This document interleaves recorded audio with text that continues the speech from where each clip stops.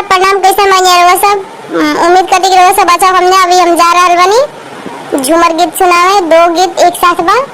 अगर रहो सब हमारा चैनल पर नया हम जाते हमारा चैनल को सब्सक्राइब कर देंगे और वीडियो को लाइक कर देंगे। अगर वीडियो अच्छा लगे तो वीडियो को कमेंट कर देंगे। हमारा चैनल पर ऐसे ही अच्छा अच्छा गीत सुनने के मिले रहो सबके। 4 बजे लागी